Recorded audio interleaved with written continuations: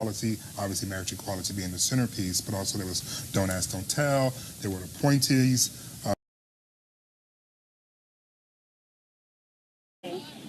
Basically, they had moved everybody back. In fact, if you look here, you can start to see folks are moving back up.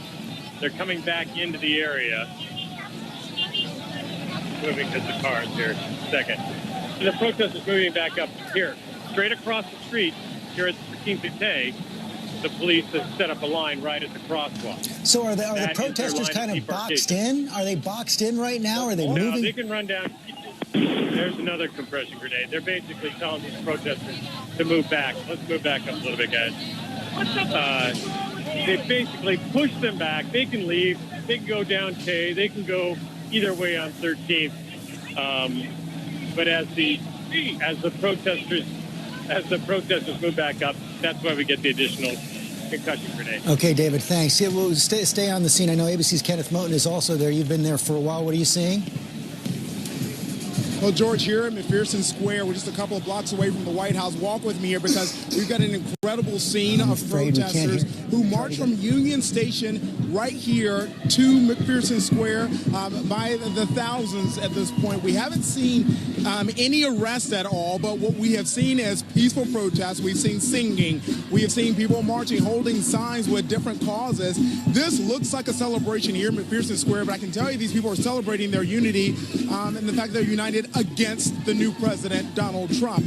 At this point, what we're seeing is folks who have come together from all over at this point. I've talked with some people who said they want this to be peaceful. They want to have their voices heard, and they definitely plan to pick up a lot of activity here as we get close to that inaugural parade.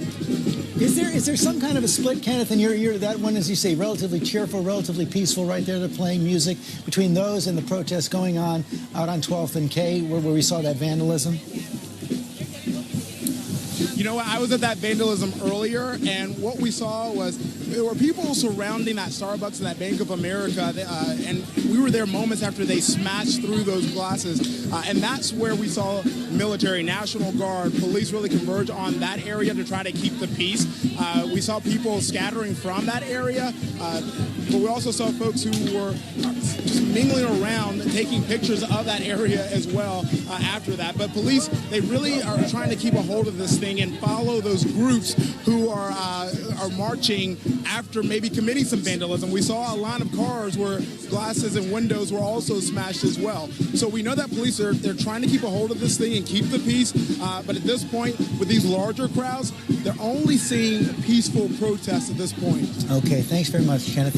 Stay on the scene right there. And Pierre, let me bring you back right now. Of course, this is just happening live. We've got several hours break between these various acts. Any more concern now from the Secret Service?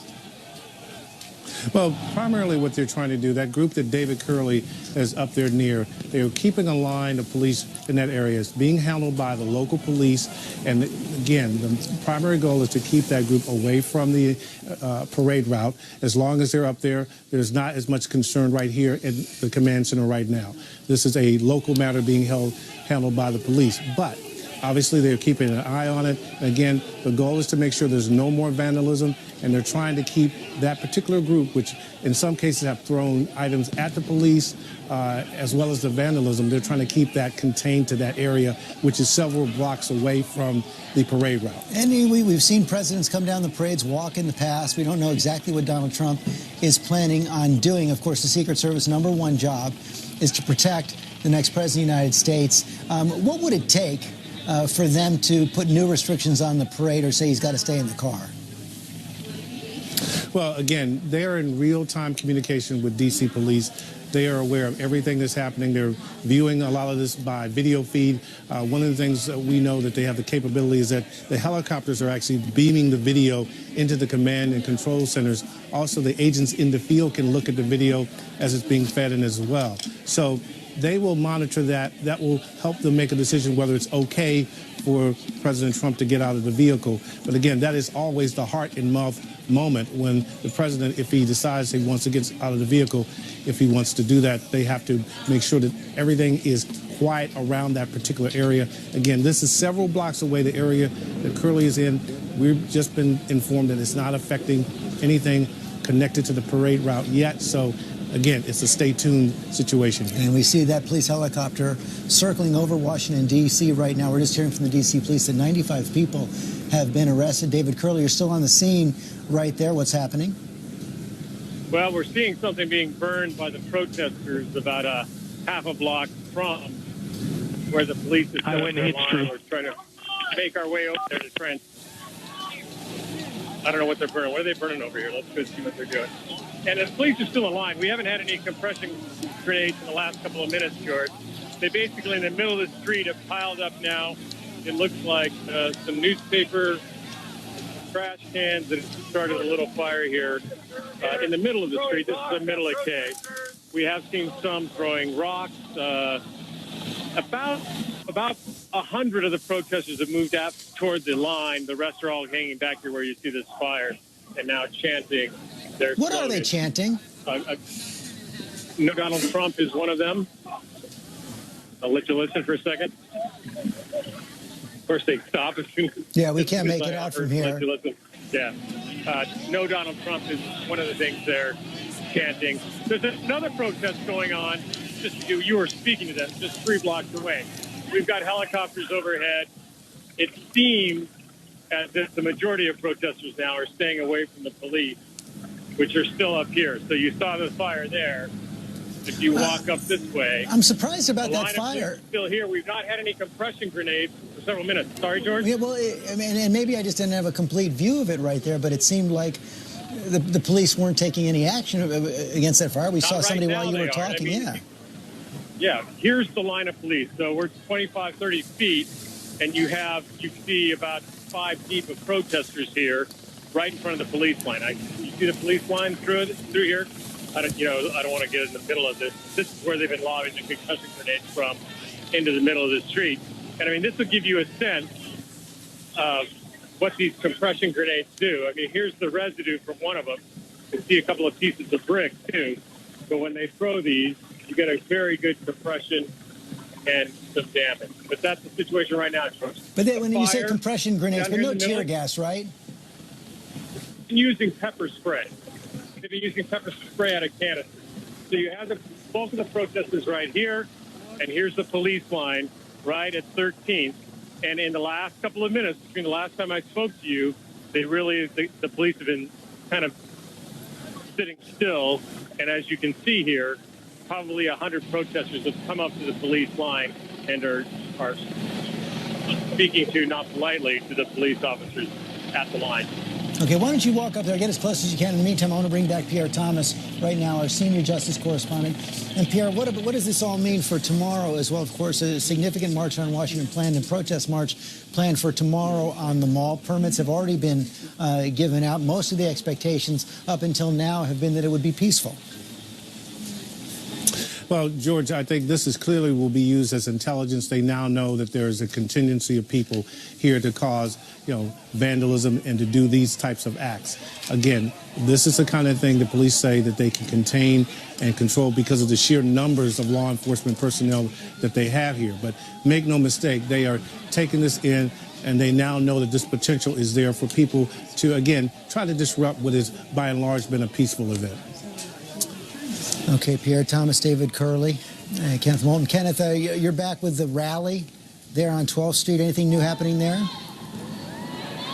You know what? Here at McPherson Square, George, we've just seen a bigger crowd of people here at 15th and K Streets here. And now, after they've marched from Union Station over here close to the White House, it appears they're going to have a rally here. And that's what we've seen is, just different groups coming together with different causes here who want their voices to be heard. They want to speak out against the new President Donald Trump here. And so, we spoke with some folks earlier this morning. And, George, it's just an incredible scene when we saw some people actually chain themselves to a fence using some PVC pipe and some other things.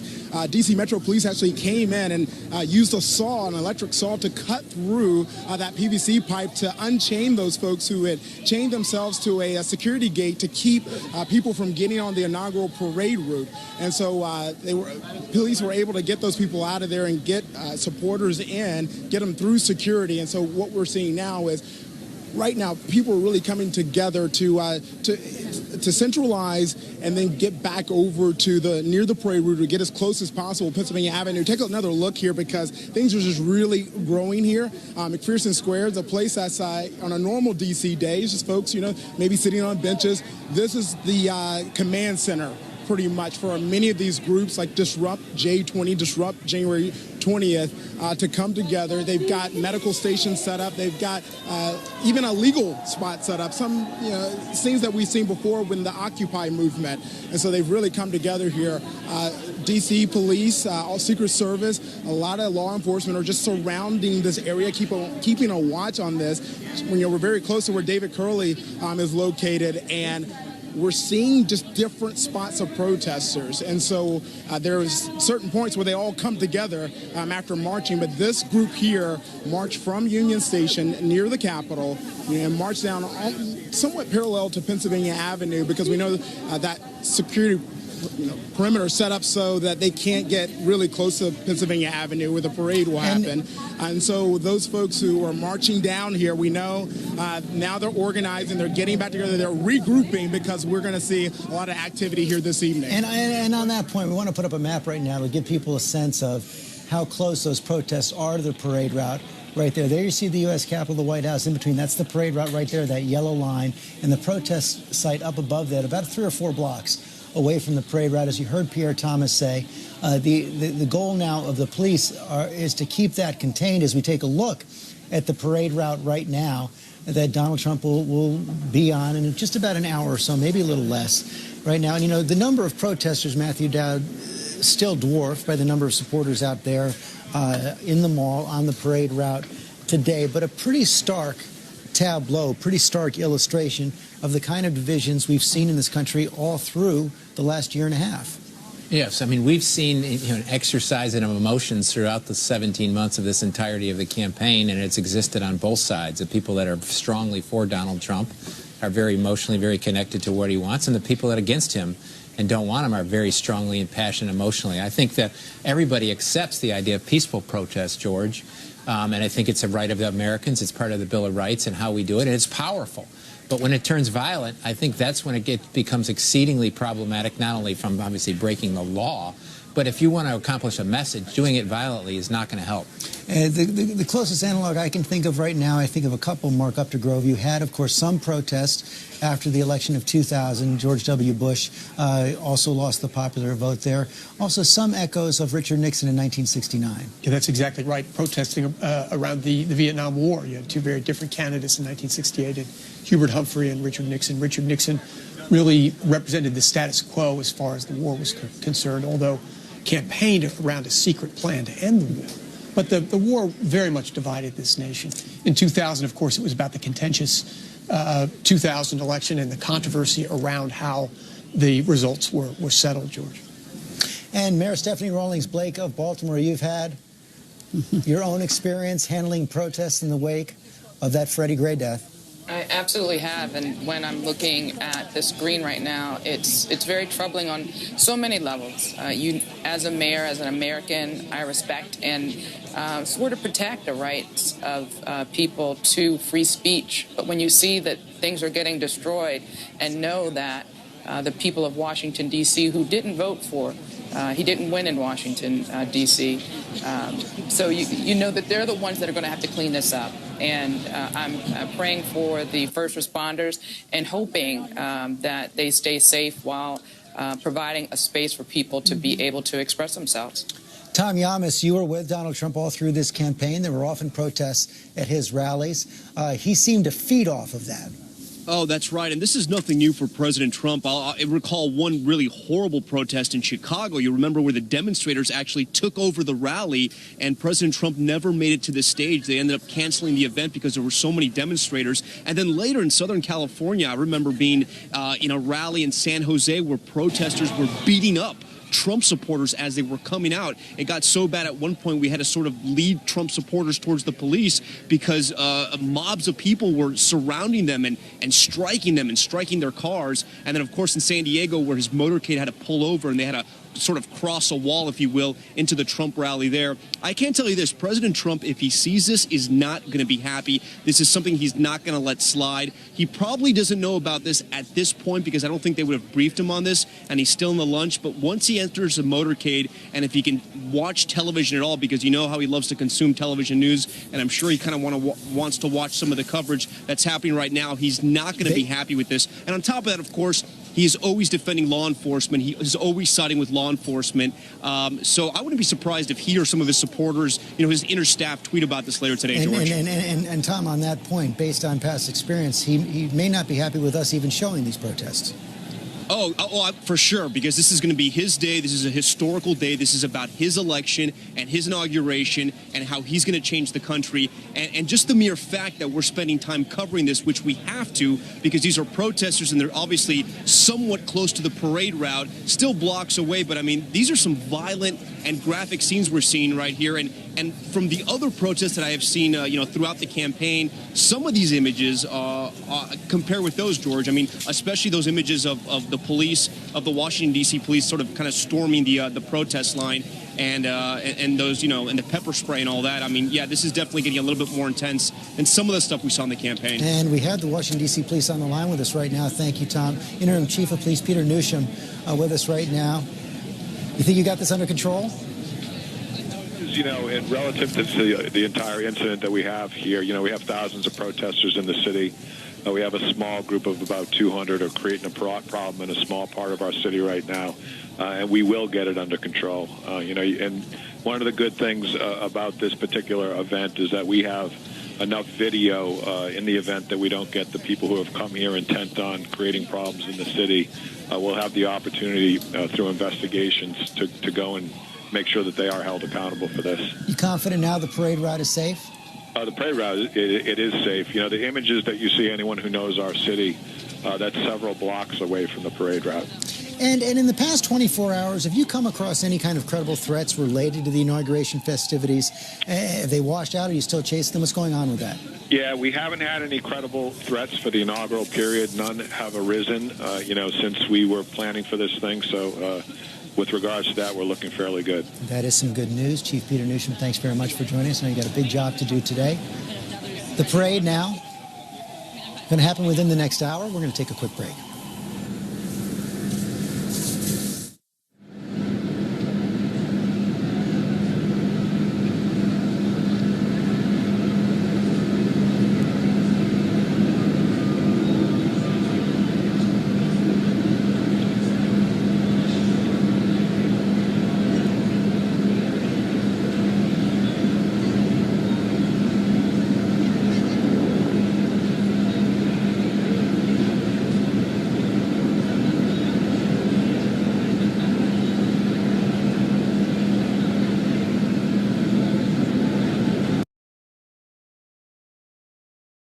Another interesting pick I want to get your take on, though, was Senator Jeff Sessions for Attorney General, because it was in his confirmation hearing that another piece of history was made. For the first time, we had a sitting senator, Cory Booker of New Jersey, come to testify in opposition of another fellow sitting senator, Jeff Sessions. And that was the first time that's happened. Well, that's how you become the 2020 nominee. Right. Is that what that was? By doing stuff like that. That's where you get to cut and paste into your campaign ads that you sat and gave He his did testimony. testify alongside two of his Democratic colleagues, Representative John Lewis from the House and another congressman from Louisiana whose name I am forgetting. But they all spoke out very forcefully about the record that they said was there.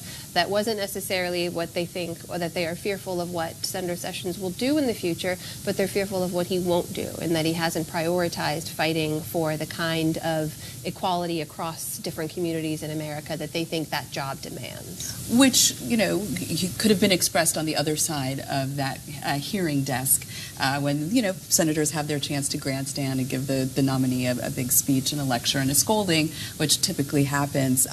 But again, with Jeff Sessions, it looks like his nomination is going to sail through. He also had a long record of working with his fellow senators as a United States senator. So when I looked at this, we talked earlier about how with Rick Klein about how Democrats are still kind of stuck in this left-right mode. Yeah. And so attacking Jeff Sessions as a proto-racist or something would also be an indictment of all the Democratic senators who worked with Jeff Sessions on other pieces of legislation. So it didn't seem to me like that was a great strategy to try to sink his nomination. If anything, I would have advised those Democratic senators to go after Jeff Sessions on conservative grounds. That, for example, he supports civil forfeiture, the government taking private property for government purposes, which is totally contrary to sort of orthodox bedrock conservative principle. But again, I think a lot of this was to sort of create heat, create fire for very partisan purposes, or running for president of the United States in 2020. But at the end of the day, Jeff Sessions is most likely going to be our Attorney General. And he will be in charge at times of dealing with protests and or riots in the streets of the United States of America, Indeed. or at least talking about how the local police do that. And Dan, I just want to confirm for you, that is a picture of Madonna. That is a picture of Where Madonna. are you talking about? Yes, if you Where? look, see there to the Oh, left. there. Yes. Well, she did make a rather lewd campaign promise that I Breaking news. understand she did not fulfill. So we are coming toward the end of the lunch at the U.S. Capitol, where Donald Trump is dining with leaders of Congress and also the Supreme Court and his family, and they're going to have a parade. And what we're almost certainly going to see are protesters along that parade route. There's been some concern that the protesters would try to break through the barriers and get in.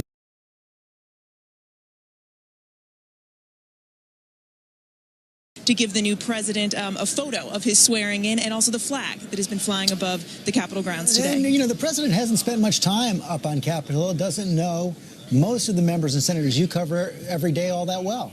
Yeah, this is also a chance for some getting to know you, a little bit of a meet and greet. And remember, there certainly has been a very big change in tone up here on Capitol Hill just in the last few weeks, especially between many of the Republican members and now the new president. It was just weeks ago where a lot of them were at odds with the new president, especially you think about their relationship with Speaker Ryan that has changed dramatically.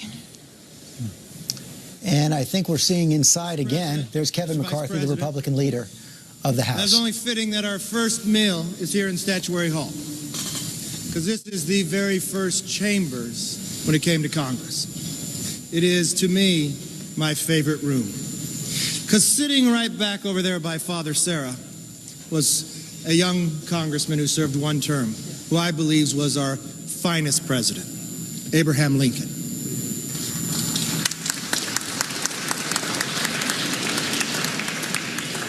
I will give tours, and when I give tours to people come through, we'll go and we'll stand on the tile.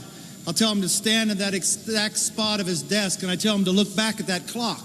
And I tell them to recite the time. And I tell them to tell me what time that was, and they ask me why. Because I said that's the exact same view that Abraham Lincoln had. And I wonder what his ideas and thoughts were. The challenges what he had at that time were the greatest to our Constitution ever in the history. Our challenges today are different, but we still have big challenges. So today we have a gift for you, Mr. President. While you were being sworn in, the flag that was flown over the U.S. Capitol. But Mr. Lincoln had very inspiring words. The times were different, but in his annual message to Congress, I thought these words meant the most. The dogmas of the quiet past are inadequate to the stormy president. The occasion is piled high with difficulty, and we must rise with the occasion. As our case is new, we must act anew and think anew. We must disenthrall ourselves, and then we shall save our country. Mr. President, I wish you the best of luck.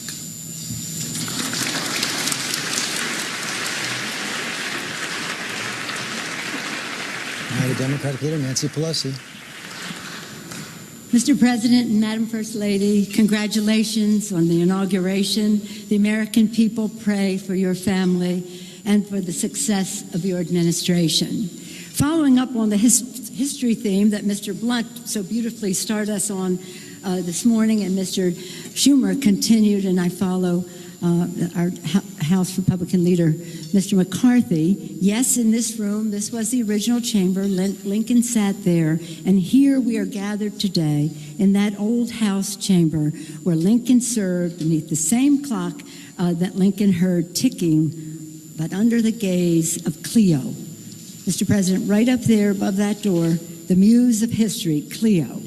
For almost 2 centuries, Cleo and her clock have reminded the men and women in these hallowed halls that we are part of history, that our words and actions will face the judgment of history, and that we are part of the long and honorable heritage of our democracy. That is Cleo's advice. We come to this sacred inauguration day united in respect for our democracy and determined to make a difference in the lives of hardworking Americans. I have the privilege of presenting a flag to the Vice President of the United States, Mike Pence, one of the House of Representatives' own, right, Mr. Speaker?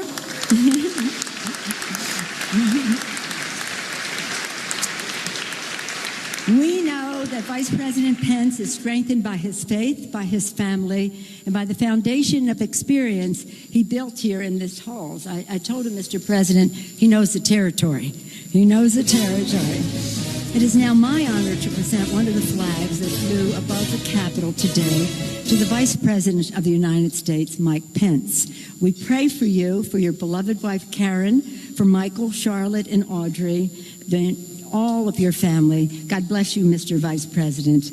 And remembering that this flag that we pledge to every day for liberty and justice for all is our calling. I look forward to working with you. Now it's my honor to present you with this flag.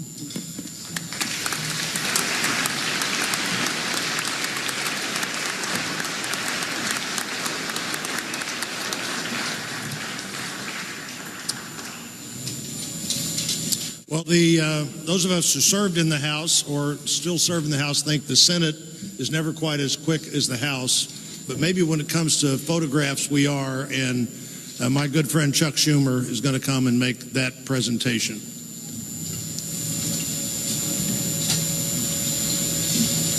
Well, thank you, Roy. And first, let's have a hand for Roy. He did a great job, he and his staff, on this inauguration.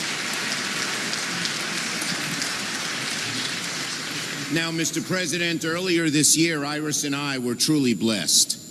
We watched our older daughter, Jessica, marry the boy of her dreams. We are so happy. That's when I learned, though, that nothing's official until there's a photo of it. So, Mr. President, now it's official. I present to you the photograph of your inauguration.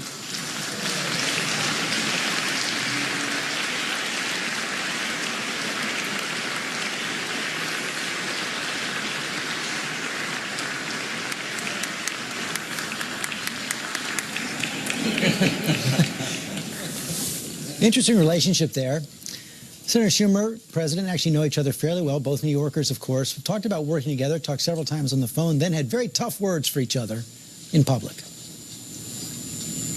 So, Mr. President, Mr. Vice President, and Mrs. Trump and Mrs. Pence,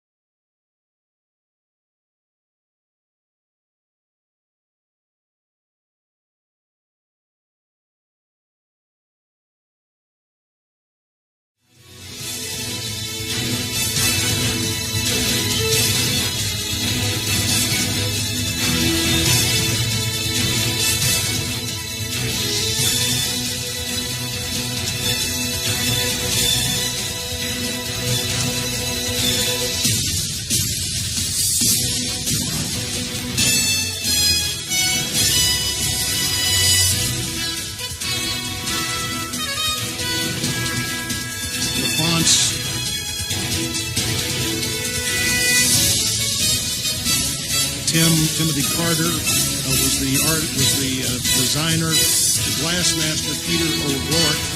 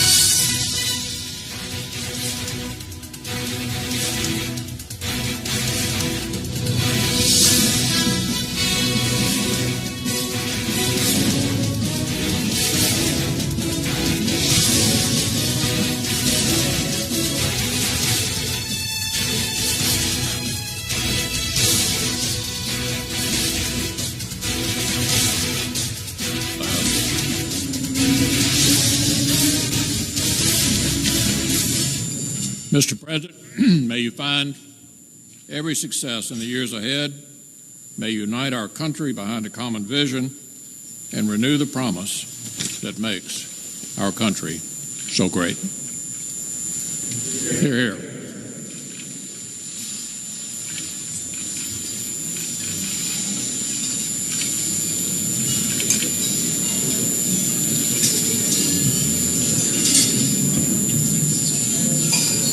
Mr. President.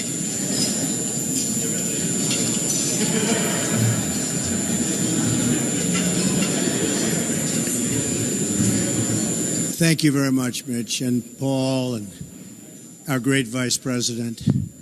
I don't think anybody wants to hear me speak anymore today, right? So we'll cut it short. But we have so many of our cabinet members here. I see my generals. Those generals are going to keep us so safe.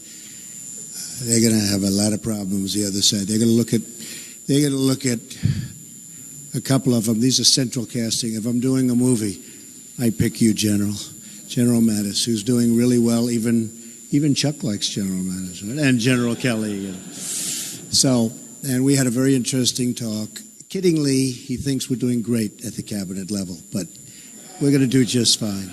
We're going to do just fine. But, you know, I'll tell you, there is something that I wanted to say, because I was very honored, very, very honored, when I heard that President Bill Clinton and Secretary Hillary Clinton was coming today, and I think it's appropriate to say, and I'd like you to stand up. I'd like you to stand up.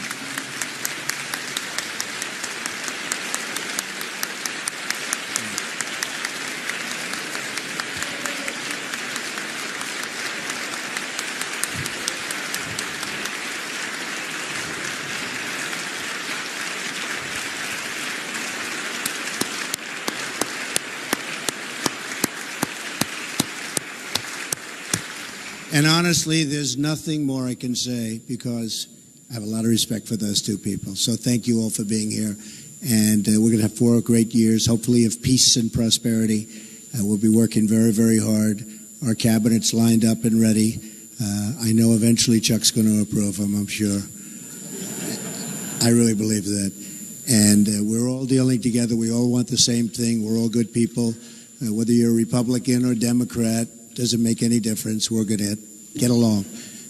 Again, thank you very much. It's an honor. And Roy, you have done a spectacular job. You and Tom Barrett. And I want to thank you. Thank you, everybody. Thank you. Thank you very much.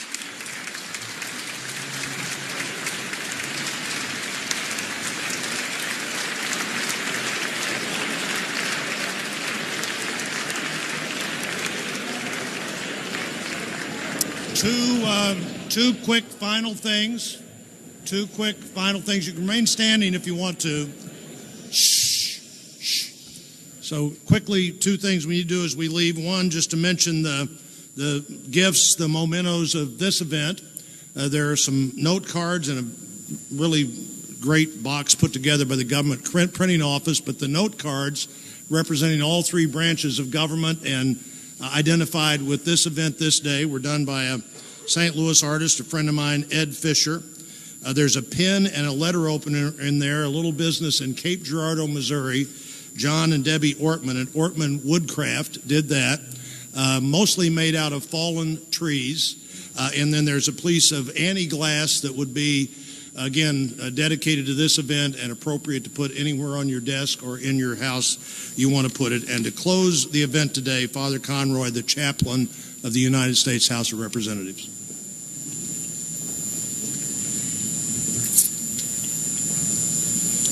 Let us pray. As we leave this place, we give you thanks, O Lord, for the meal we have shared and for those who worked hard to prepare and deliver it to us. May we be always grateful for the kindnesses we receive. We thank you as well for the celebration of this day, when our nation once again models for the world the greatness of peaceful transition of power. We ask a special blessing upon our new president, Donald Trump. Give him an understanding heart to discern between good and evil. May he be strengthened in his work and grow in understanding as he proves ever attentive to the American people. We pray that he might become his best self. Bless as well all those who are in place to exercise power in our nation. Save them from seeking those things eschewed by Solomon: long life, riches for self, and the lives of enemies, and impel them to seek the gift of discernment so as to understand justice. Lord, may the people of this nation stand with our president and all our leaders to face any challenge, endure any difficulty without fear, learn how to accept every success and every failure with grace, and support our president and leaders with encouragement and prayer. Now, as we move forward this day and through all days, may all that is done be for your greater honor and glory. Amen. Ladies and gentlemen, please remain at your seats as President Trump, Vice President Pence, the Joint Congressional Committee on Inaugural Ceremonies, and the official party depart National Statuary Hall.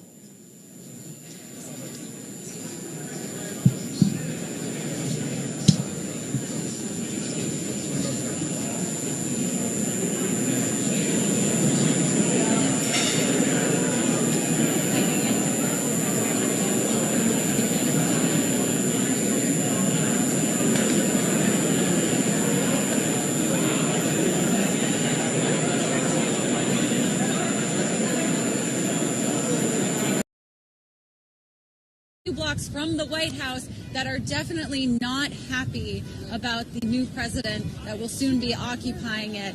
We see signs knocked over, people standing on top of the bus terminals here, on top of a car. That sound you make that you're hearing is a car horn that has been set.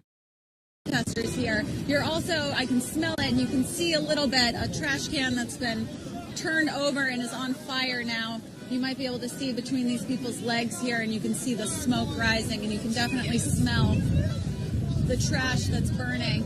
It's hard to tell from this vantage point, but I would say probably 100 to 200 people back there. We are at 13th and K Street, McPherson Square here in Washington, D.C. The Warriors blew a 3-1 lead! Never forget! Hard to tell how many people are here actually protesting, how many people are taking advantage of the crowd to try to sell stuff, and it seems to be a lot of people that are just kind of watching what's going on, too.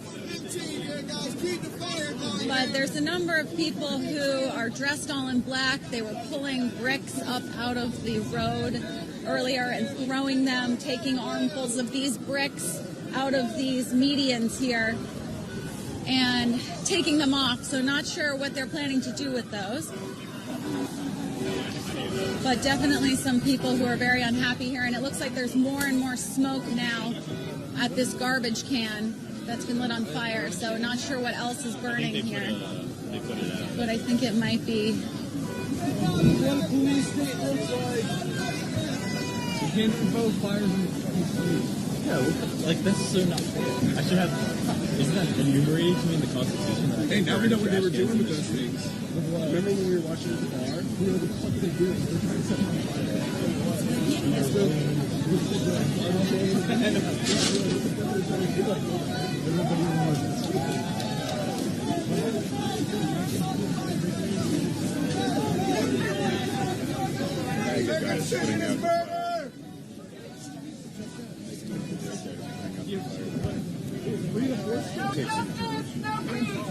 So they're wearing Make America Great Again hats near the fire. It looks like people are running. So we're going to try to get back a little bit behind the median. But see, there are a number of people wearing Make America Great hats again in there.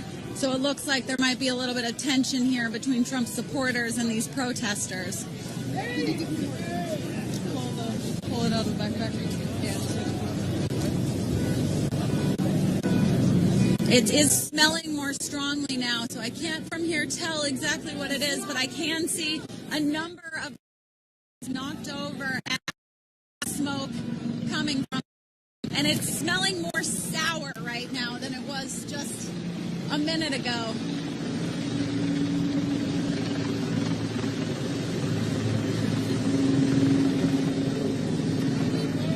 And it looks like a t-shirt has been lit on fire, a Donald Trump t-shirt. A Donald Trump t-shirt has been lit on fire now. That's what that red t-shirt you're seeing right there.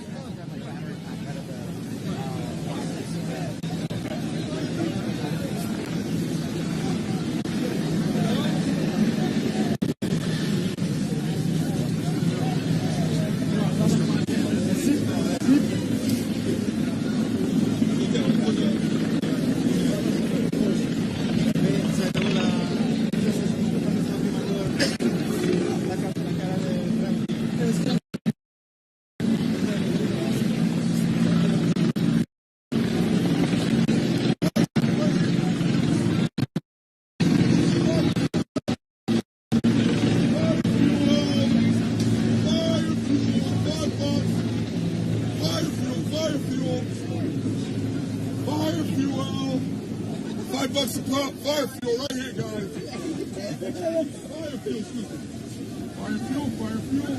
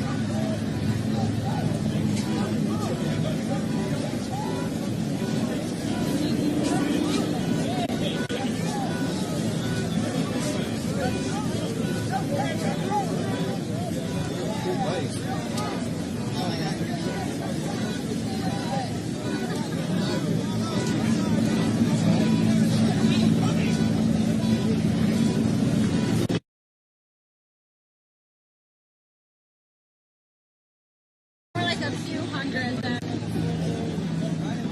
I can see from the ground. I mean, have you been part of these protests? And that circle there where you can see all the cameras pointed, still smoking. So they had, and it looks like something else is being lit on fire. I just saw a lighter be thrown down. And the smoke is rising again now, so it does look like something else has been lit on fire.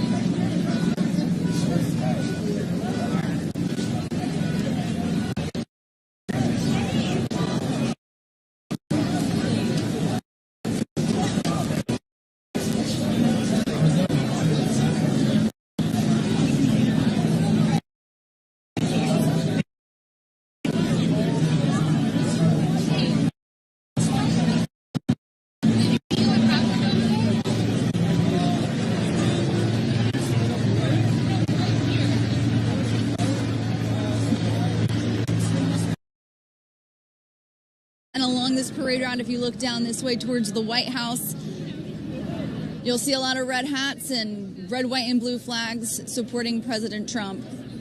All out here waiting for the motorcade and for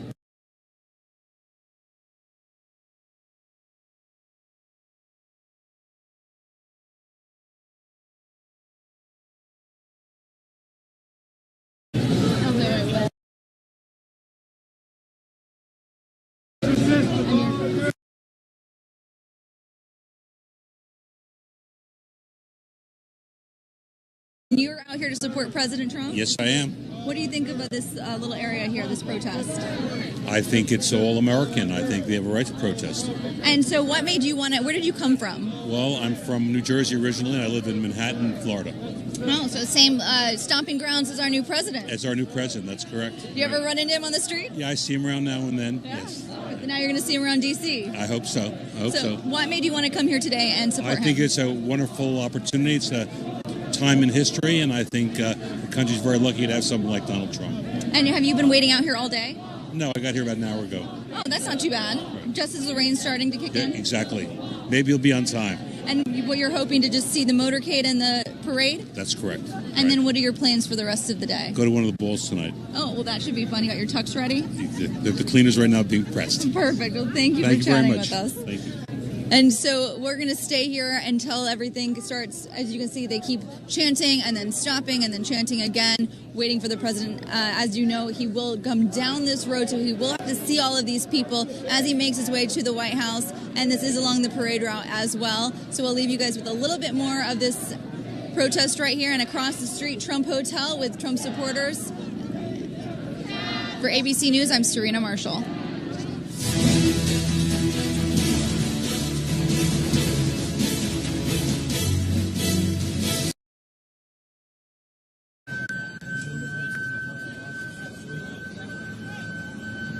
People are throwing things at the police van now. Someone just threw a water bottle. Someone just broke the windshield. Oh my God. And as soon as the windshield was broken, the police van immediately pulled into reverse very quickly, nearly hitting a lot of people behind it.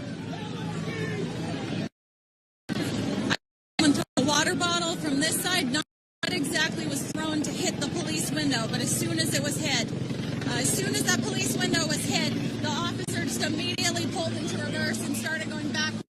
The tires squeal, and the people right behind the police van who ran out of the way. It doesn't look like anyone was hit from here, but very close call for a lot of people.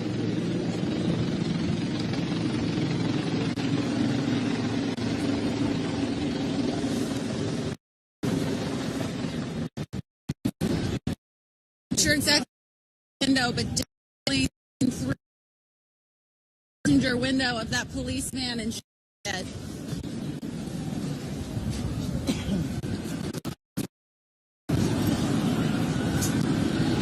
Hearing a lot more sirens now.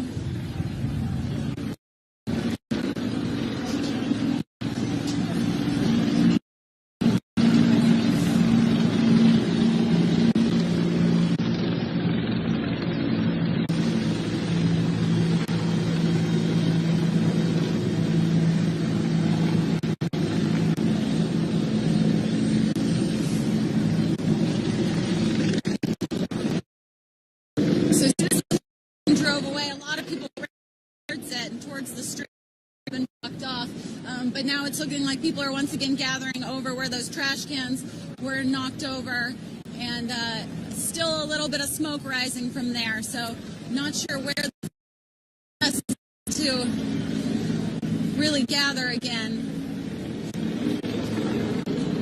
But a lot of tension there, right there for a moment.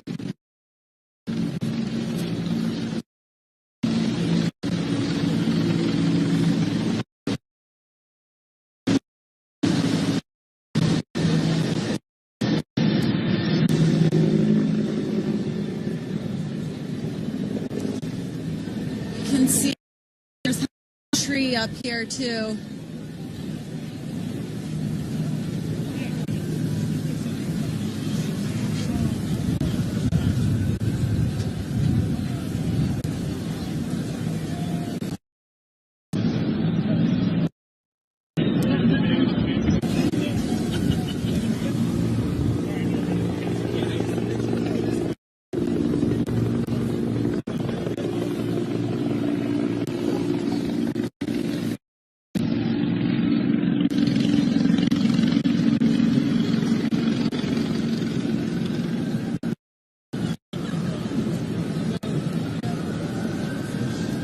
Let's take a look on the other side of the square and see something down here.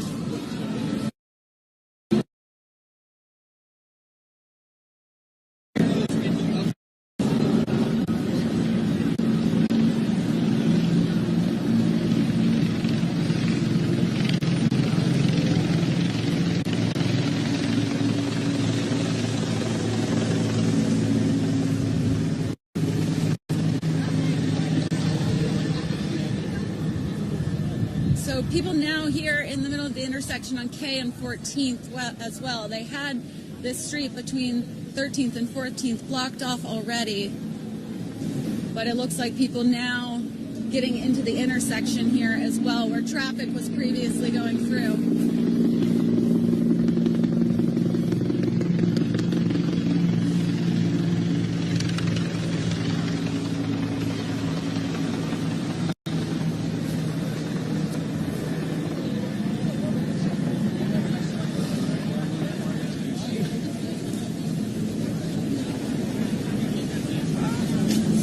Real mix of protesters and signage here, seeing everything from free hug signs to people in the V for Vendetta Guy Fawkes masks, dressed all in black. So definitely a full spectrum of protesters here.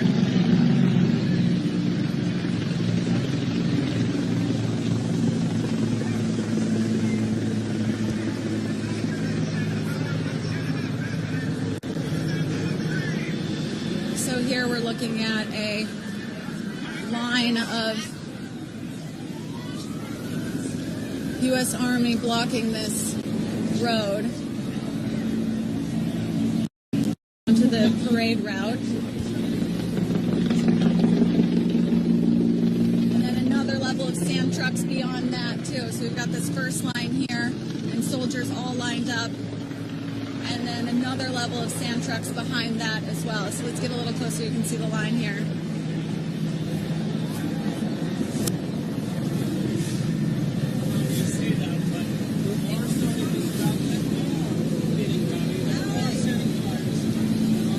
So multiple layers of police and protection here, the Army here, and then it looks like we have the U.S. Park Police behind them there, and then another level of SAM trucks behind that. So a lot of lines of defense here for that inaugural parade.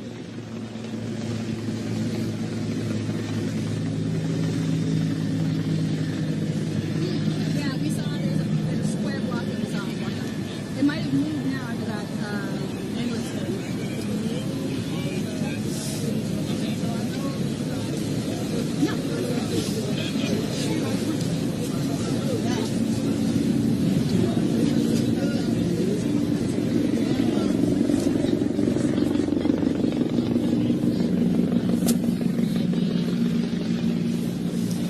If you're just joining us as to what's going on right now, we are in D.C. We're at K Street and 14th, just a few blocks from the White House, and this group here is protesting the man who will newly take his place in the White House. Donald J. Trump just inaugurated today on the National Mall, which is right down there.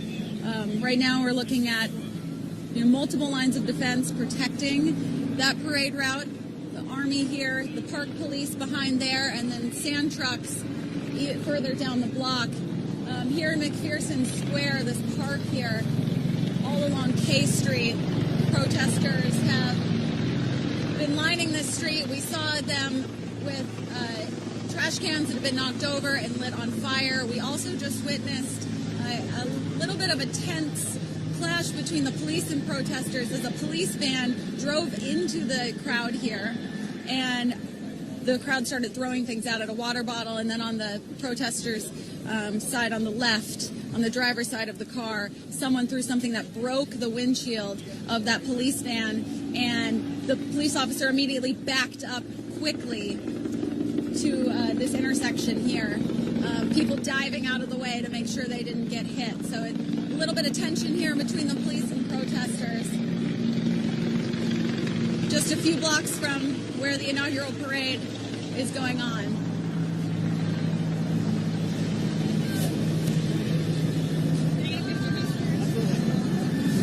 Thank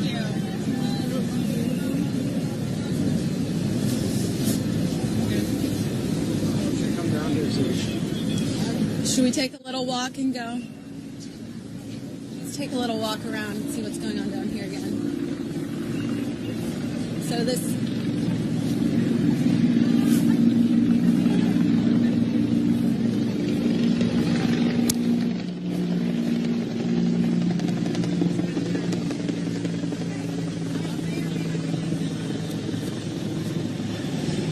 helicopter's been going on overhead around the crowd. You might be able to see a little bit of the smoke still from where these trash cans were turned over and lit on fire. Also, someone was lighting a Trump t-shirt on fire a little bit earlier as well. We'll head back over here and see what it looks like now.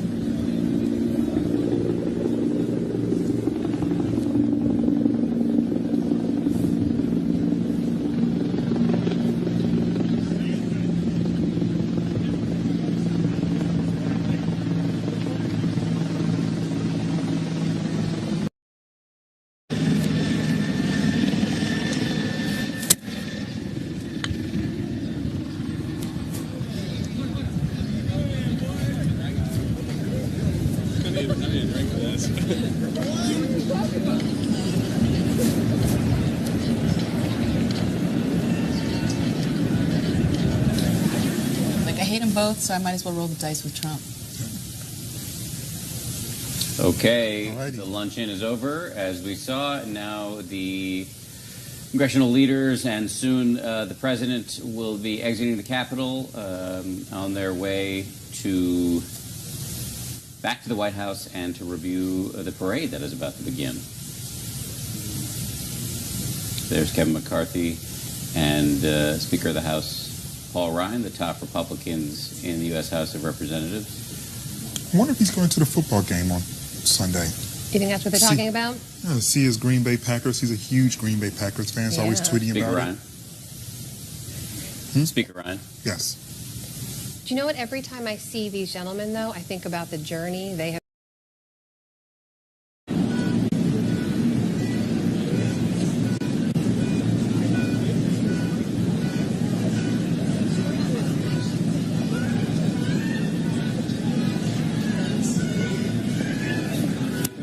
So let people know what that honking you're hearing is.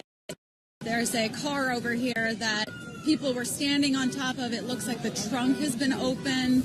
I think it's a limo, actually. Yeah, it looks like it is. It's a limousine. People have broken the windows, you can see, and opened it up. And it looks like destroyed the inside of it a bit, too. But you can see where people stepped on it. Yeah, and the sides, the windows are destroyed in here, too.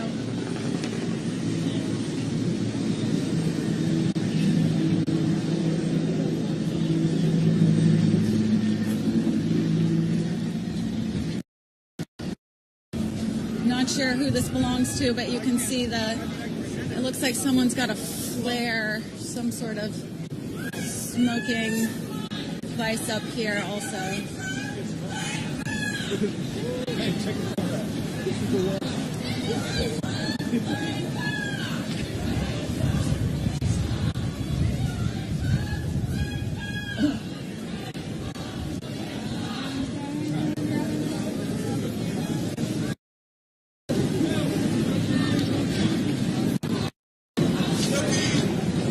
So the people here yelling are standing up on one of these bus terminals. It looks like he's got a flare of some kind. And it looks like the fire is kicking up again also, where those trash cans have been knocked over. You can see more smoke and I can smell it a little more too.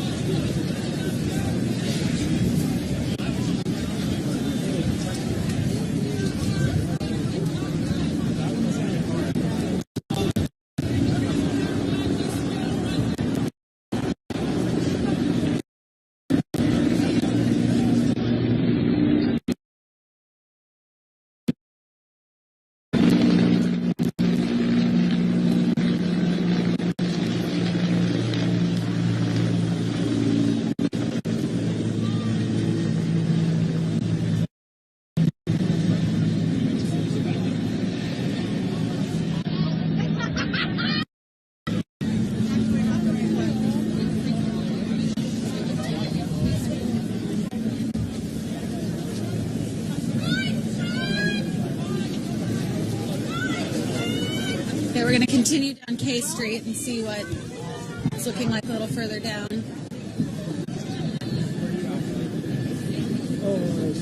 You can see, even though there's smoke coming from there, people standing nearby look calm. They're laughing, smiling, but it only takes a little bit of confrontation for things to turn quickly, as we saw before.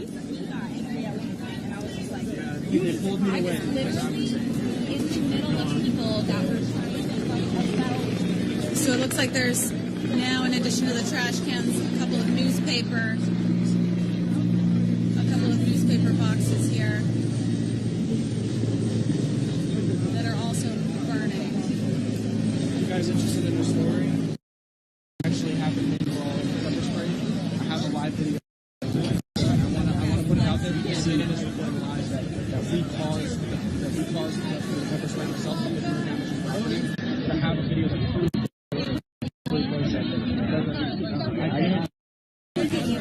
I bring this happened 2 hours ago.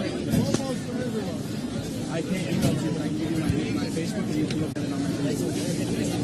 It's on Facebook Live. I can give you my name.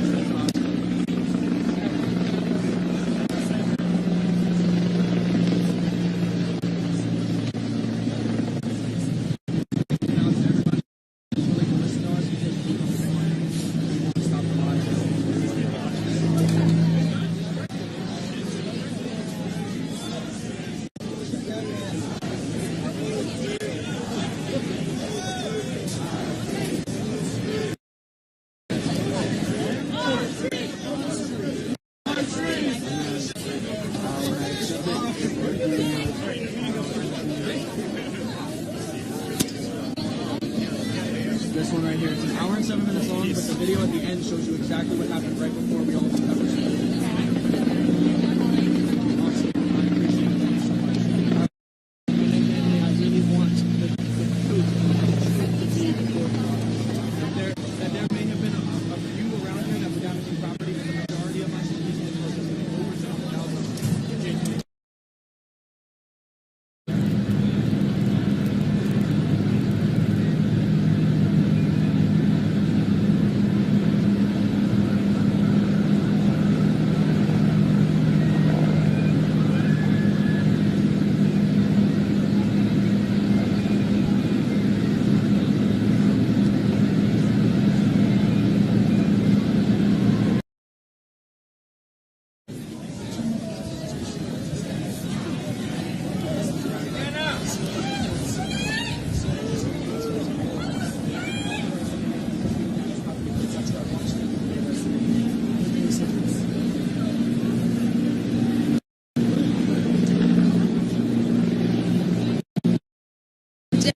Street a little further. We're now at K and 13th.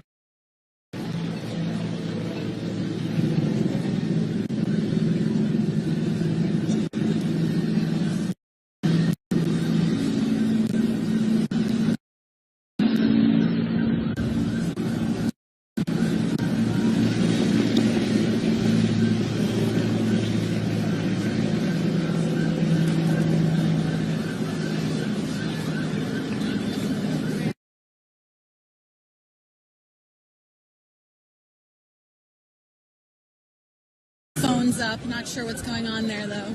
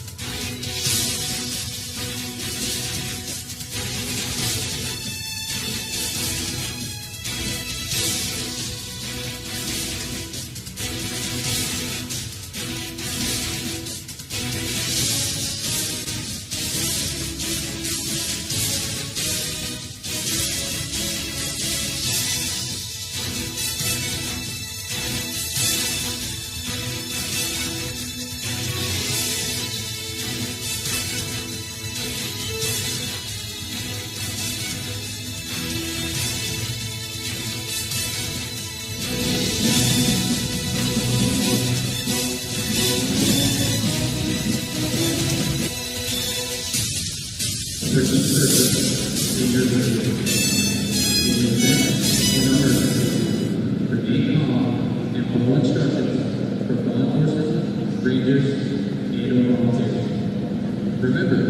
if you see something, say something. Find the nearest officer, ranger, or volunteer. Thank you.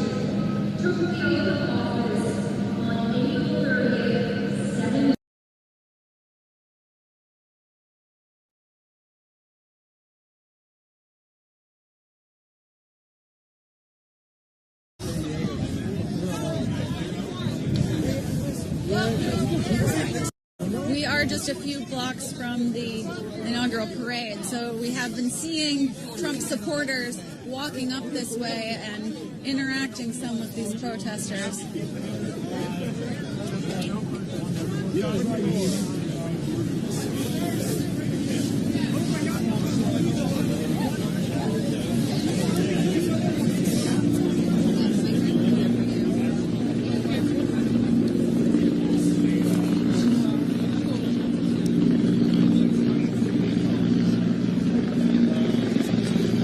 Can show you these vehicles that have been smashed up.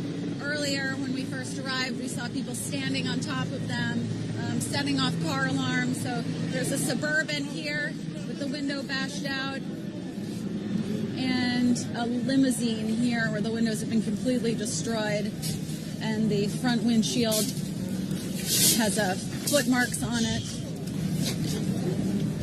Looks like it's been pretty destroyed inside there. You can see glass all over the floor.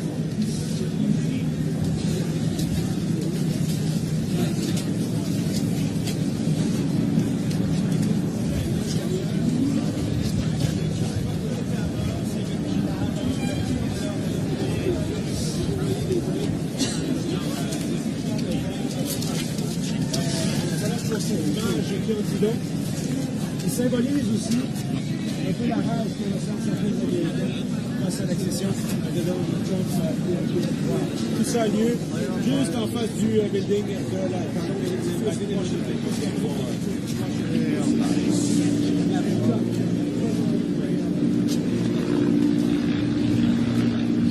There you are.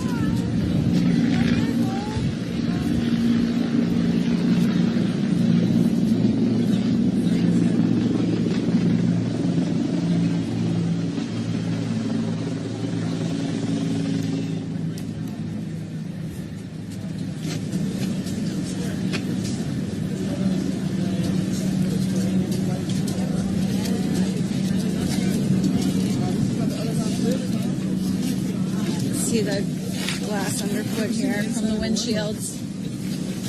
No longer people standing on top of it and setting up. It's like some protesters still having their way with this vehicle.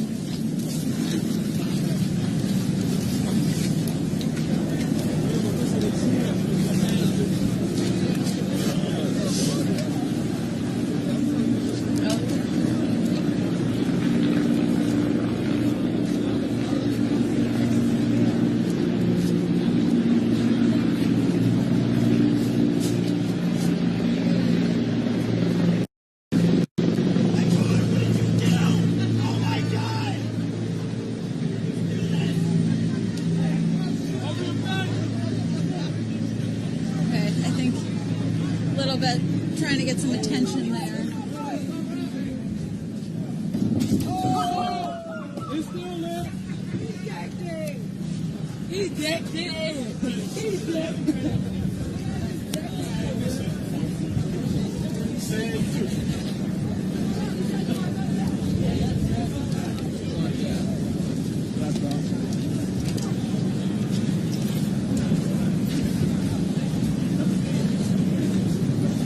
So you can get a view of these trash cans now as well. The crowd's moved away from them quite a bit, and you can see where these city trash cans in the newspapers have been pulled up and lit on fire. Still smoldering a little bit there in one of the trash cans.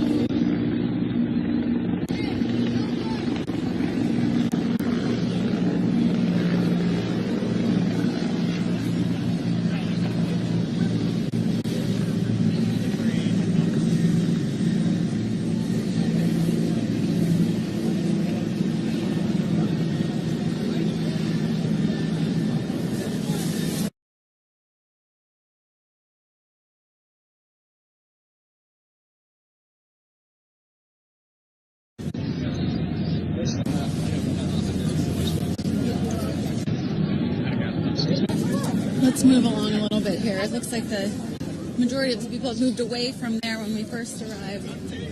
There was quite a crowd around those smoldering trash cans, and people were still lighting more things on fire, including Trump t-shirts, but now it looks like the attention's off of that a little bit.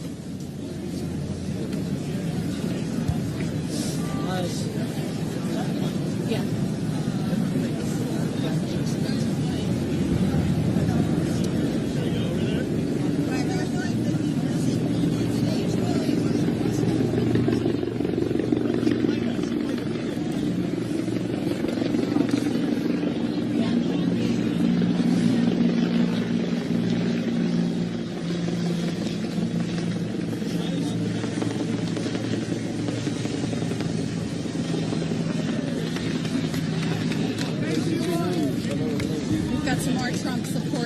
right here, wearing Make America Great hats again.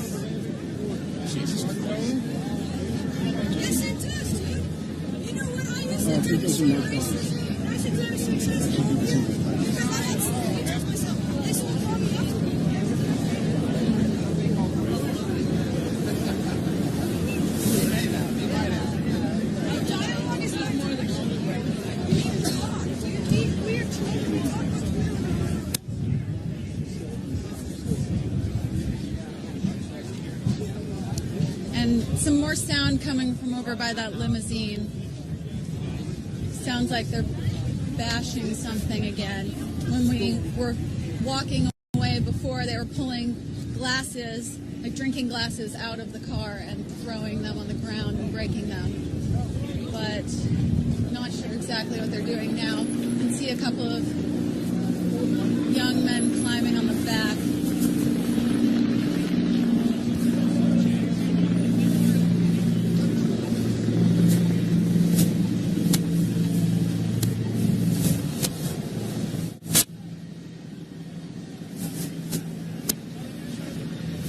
Safe to say this car is going to be pretty destroyed by the time whoever owns it gets back to it. And now more people jumping on top of these cars. And the windshield's being bashed in of the Suburban behind it, behind the limousine.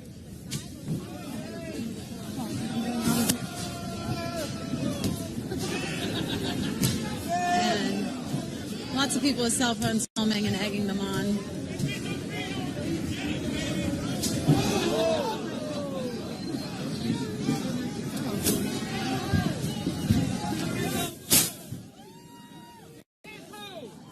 That doesn't make shit better. Asshole! That doesn't make shit better.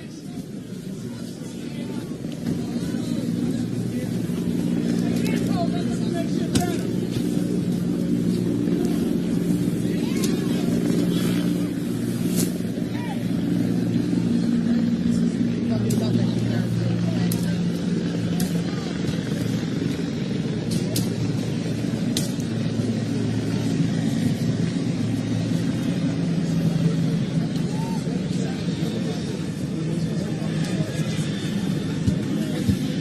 And now they're starting on the side windows.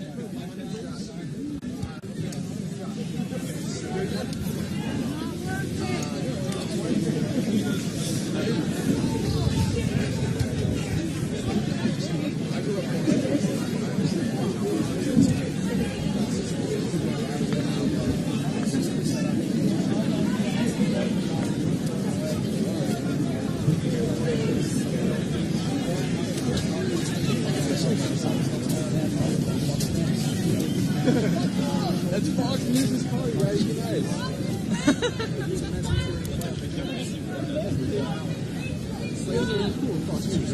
You guys are cool, man. Really good dude.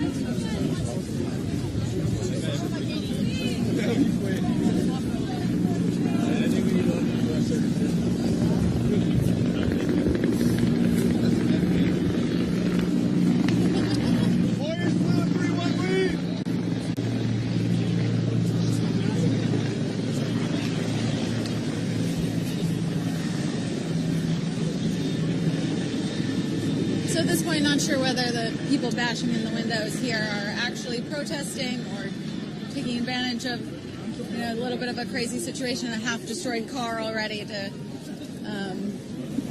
destroy it a little bit more. But interesting, some people, a mix of people egging them on and encouraging this, and then some people also saying that this isn't helpful, it's not going to help change anything and help the situation. So still lots of attention, obviously, on these cars.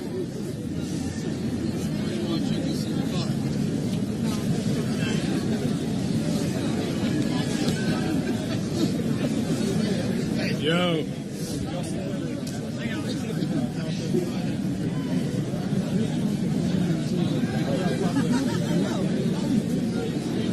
I was with Mike, and then he got like separated somewhere. It was over there. And every time I got like the other side.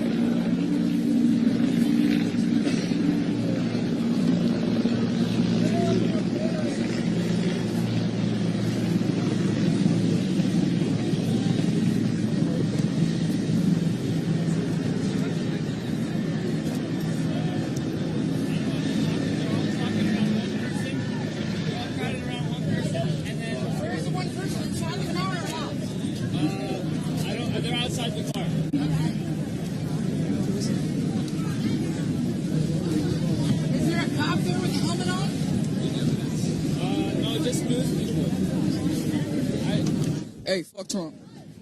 It might be the kid that was just kicking the puppy.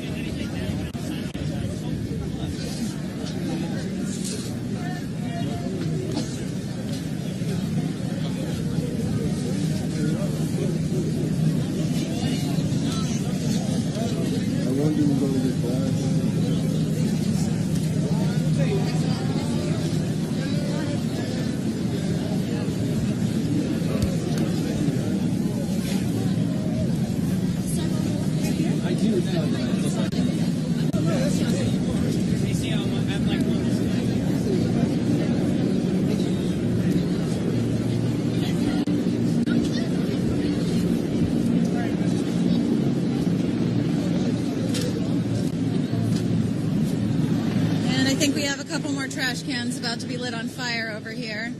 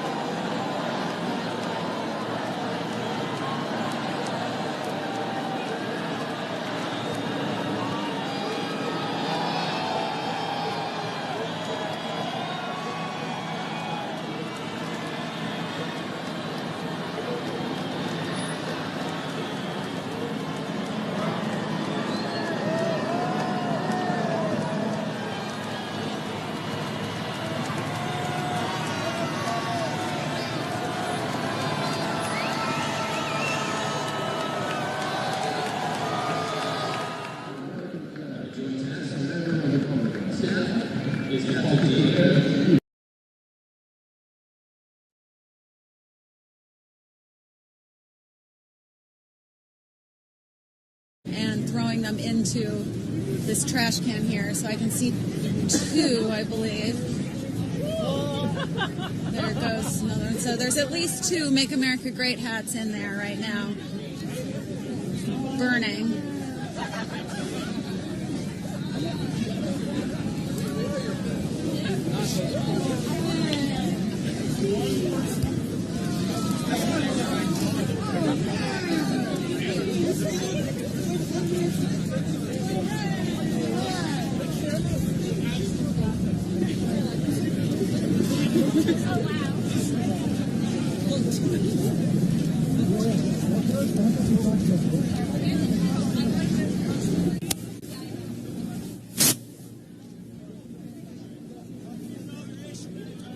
Looks like the smoke's kicking up a little bit.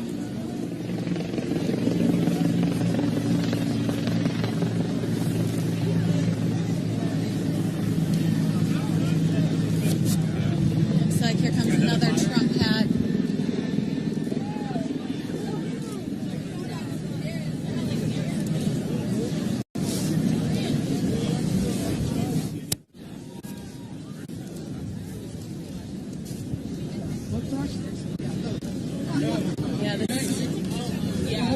This young man just threw another Trump hat into the fire.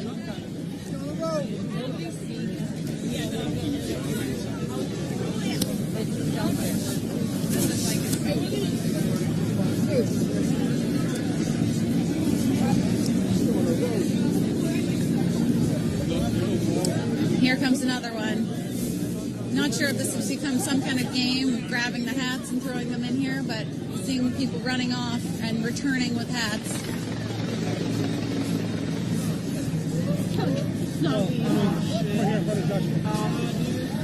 And a police car is coming up now.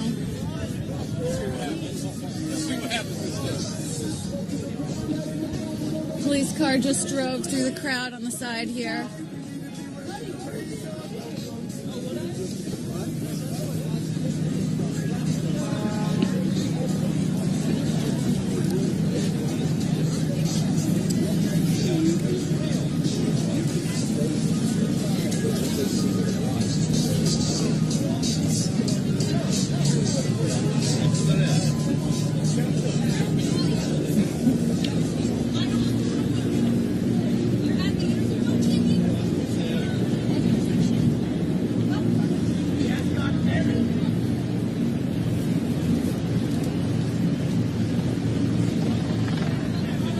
Just to let you know, you don't say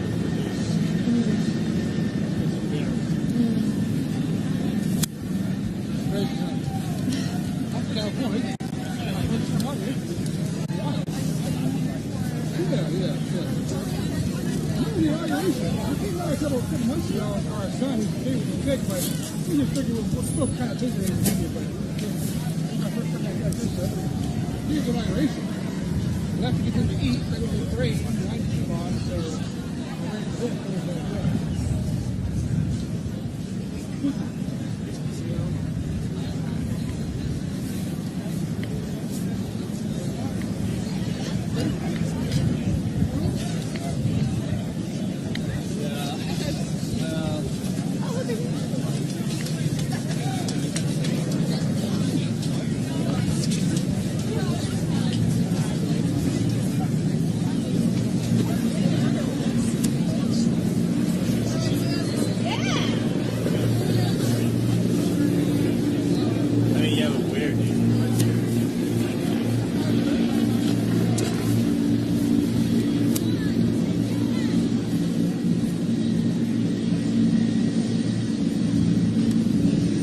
try to talk with someone over here.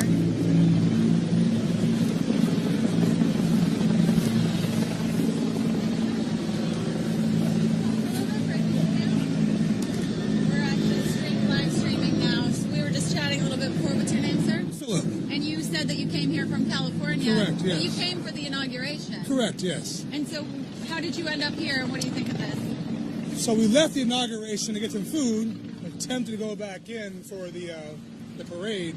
They wouldn't let us sit in line too long, so we're kind of just wandering around, looking around, kind of getting lost, and ran into this, and yeah, it's it's stupid, it's ignorant, and I think people should express themselves a different way other than, burning trash cans and stuff like that. You know what I mean?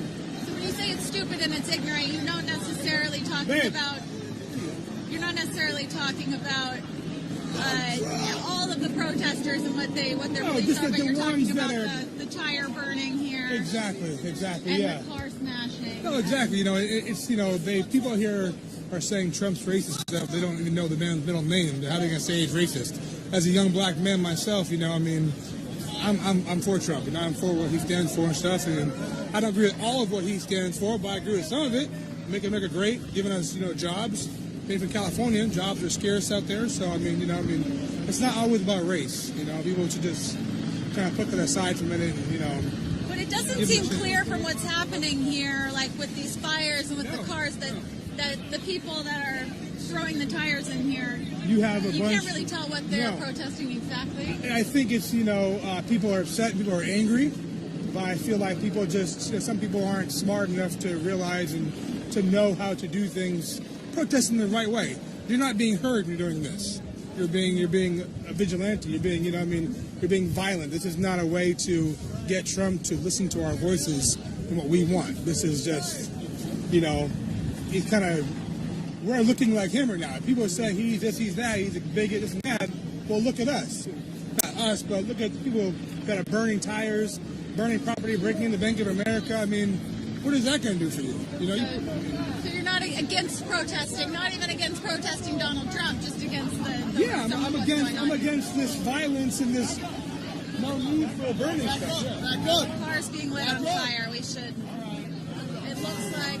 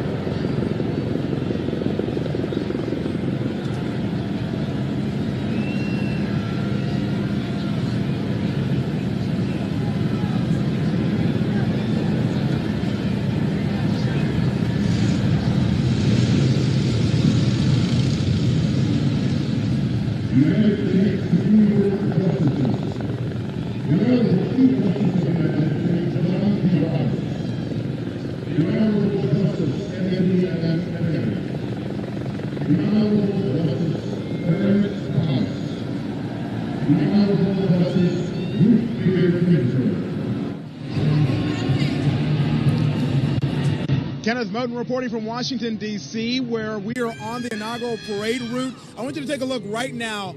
This is Vice President Mike Pence passing by here on Pennsylvania Avenue, where I can tell you that he is being greeted by not only supporters, but there are a number of permitted protesters who are gathered here at the Navy Memorial. You're taking a live look here on ABC News Digital at the motorcade and the car and the limo for Vice President Mike Pence there. This is a heavily guarded area. As you see, police and military salute him as he rides by. Donald Trump, the president of the United States, just rode by just a few minutes ago. And there were a number of protesters, thousands here, who were screaming, yelling, throwing up some obscene hand gestures as well as the 45th president rode by. And actually, that right there, that is the VP's limo. There are people still screaming, still yelling as he rides by. We're just a block away from the Trump International Hotel, and that is where President Trump actually got out of the limo there to greet supporters. And right behind him is the vice president. You see the motorcade back here on Pennsylvania Avenue here. Some supporters are still in the stands on the other side of the street, but here to the left, you can see there are still protesters who are still out here. They, many of them were, I think the most were gathered when President Trump rode by, but now they've sort of dispersed a little bit. Now some of them are coming back to the barricades when they heard that Mike Pence was about to go by here. And so this is what you're seeing live here on ABC News Digital, is the inauguration of the inaugural parade rolling through toward the White House at this point, but just incredible scene as the protesters really amped up here. Again, these are permanent protesters. There are some unofficial protests that are happening as well, but this is what we call an official protest, where these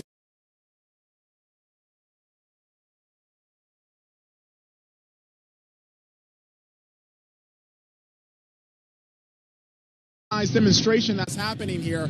There are people holding signs with different causes on them.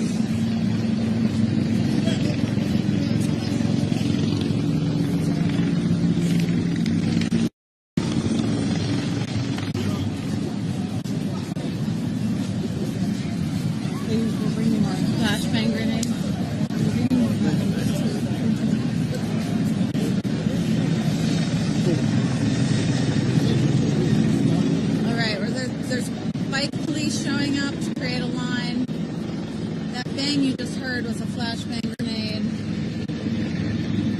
Looks like the police are pulling out some tactics to try to control this crowd a little bit. You can see the bike police there setting up a line.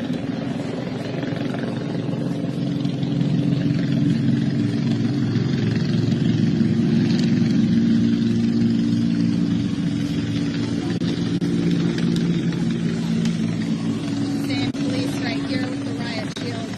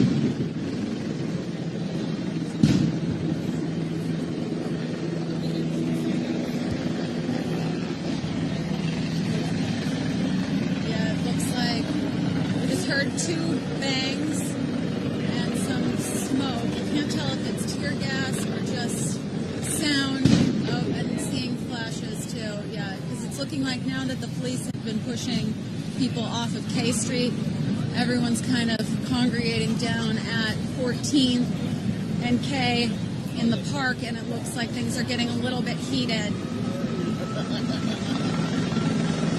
Firemen still working on completely getting out the fire, which are seen smoldering there right now. And it sounds like more police are coming down the street. And I think this limousine was the catalyst for police pulling out some more crowd control tactics. Another fire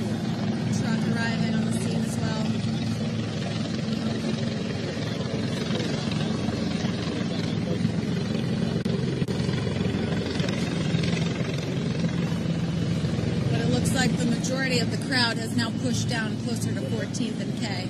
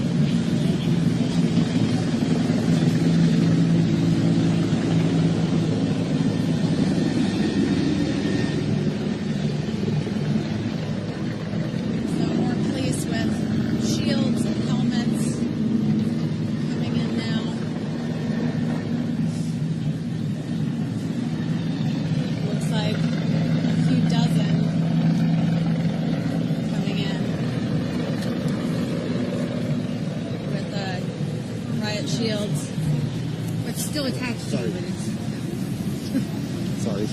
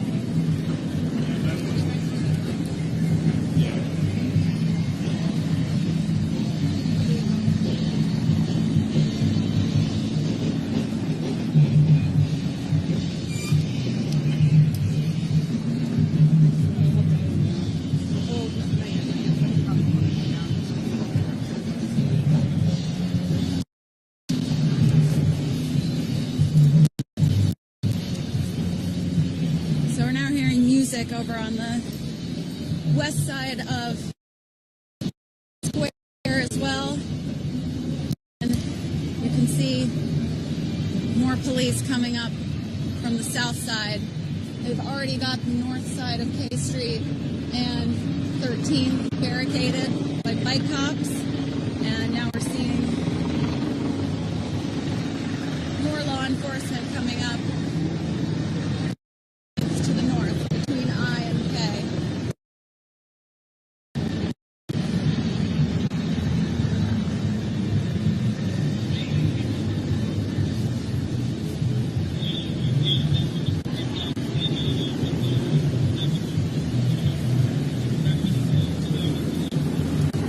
It didn't take long after that car, the limousine, was lit on fire for a lot more law enforcement on foot to show up here. We've been seeing on the west side and also in cars, but this is definitely the largest foot presence of police we've seen since we arrived.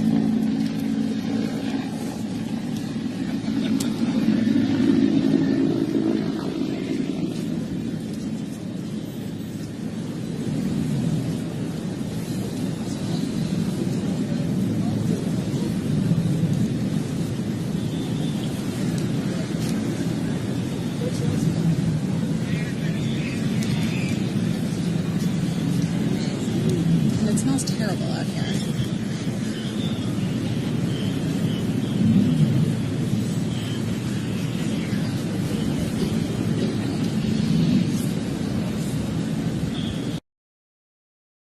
Melania, she has to get dressed. Well, that's true. That's true. I guess that doesn't count as downtime. She can't wear that at the ball. And we've already seen her. And the president, who knows what kind of briefings and bulletins will be coming in for him from around the world.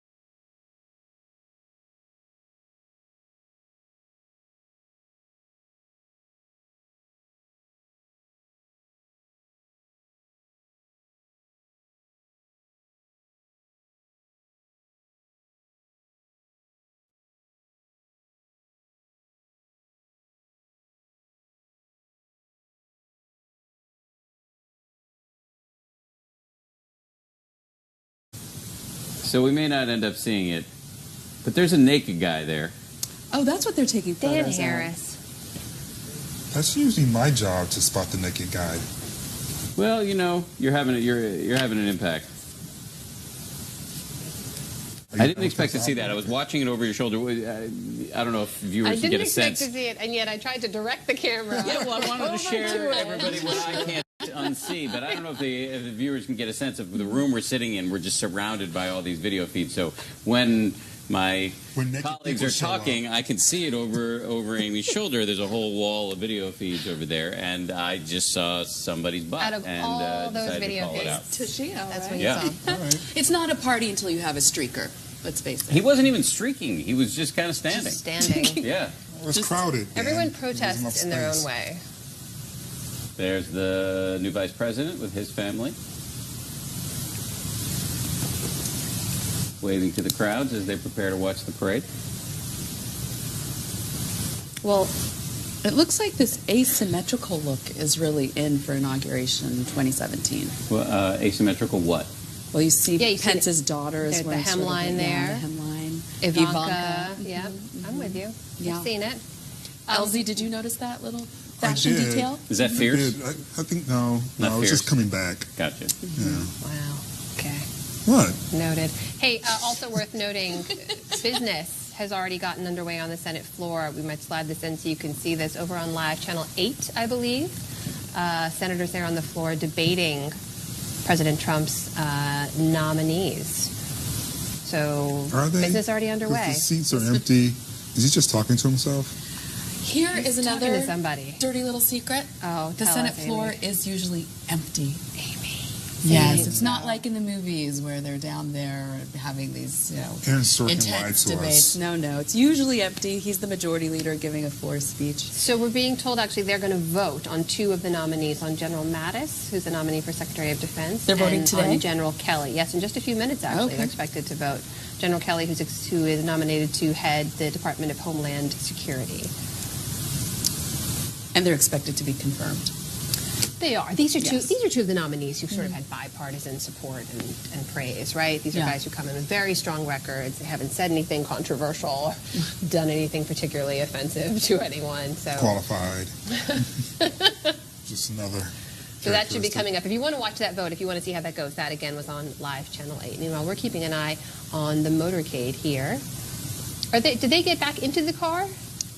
Yes, they did. The first couple? Okay. And thankfully, the weather really held up for this. You know, there were reports that there was supposed to be a lot of rain. It was going to be very cold, very unpleasant. For what we can tell, none of that's come to pass, which is fantastic.